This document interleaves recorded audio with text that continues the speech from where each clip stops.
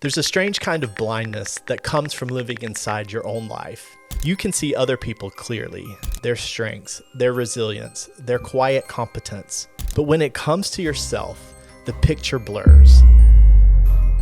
Not because there's nothing there, but because you're standing too close to see it. I'm Clay Johnson, and welcome back to the podcast.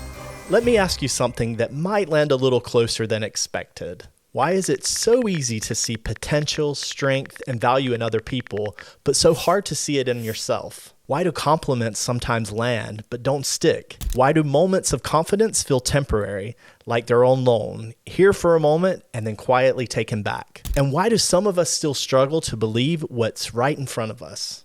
That question, why can't I see what other people see in me, has come up for me time and time over the years. And today, I want to sit with it, not to fix it, not to resolve it neatly, but to understand it. I want to be clear about something up front. I haven't spent my entire adult life being told how great I am. There hasn't been a constant stream of praise or validation. So this isn't false modesty, and it's not about fishing for reassurance. It's about something quieter. It's about those moments when someone reflects something back to you, strength, capability, warmth, leadership, and part of you believes it, but another part of you quietly resists it. And that resistance is what fascinates me. Because logically, I can list the facts. I've built a life across countries. I've held leadership roles. I've navigated change, loss, and reinvention. I've started things, ended things, and started again. And yet, there are days when I think, really? Me? I remember a moment not long ago, nothing dramatic. I was sitting alone late in the evening, scrolling through old photos and notes. Trips I'd taken, people I'd met, moments I'd survived that at the time felt overwhelming. And what struck me wasn't pride, it was distance. It felt like I was looking at someone else's life. I could see resilience there, I could see courage, I could even see growth, but it didn't fully register as mine.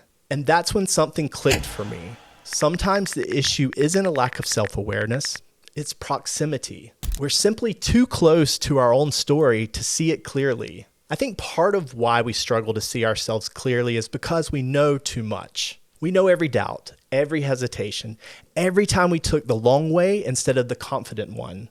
We know our own internal negotiations, our fears, our private compromises. Other people don't see that. They see what we do despite all of it. And maybe that's the disconnect. They see outcomes. We feel effort. They see steadiness. We feel uncertainty. They see presence. We feel inner noise. And when you've spent much of your life simply trying to keep going, trying to be decent, thoughtful, responsible, you don't stop to label that as strength. It just feels like survival. There's also something particular about this stage of my life. When you're younger, you're busy becoming. When you're older, you're often reflecting. And in that reflection, it's easy to focus on what you didn't do, didn't become, didn't plan for.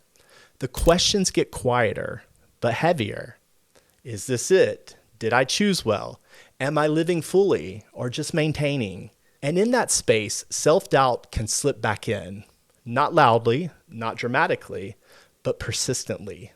Lately, I've been trying something different. And instead of asking, why can't I see what other people see in me? I've started asking, what if I don't need to?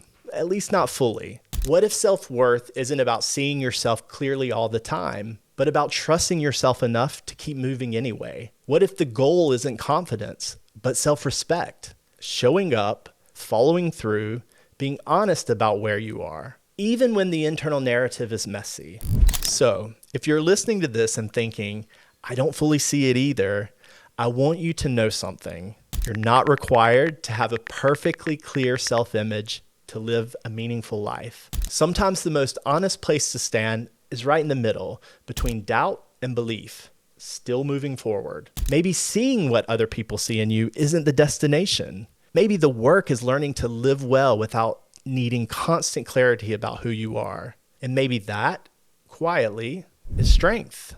I'm Clay Johnson. Thank you for being here, and thank you for sitting with uncomfortable questions with curiosity, not judgment. I'll see you in the next episode.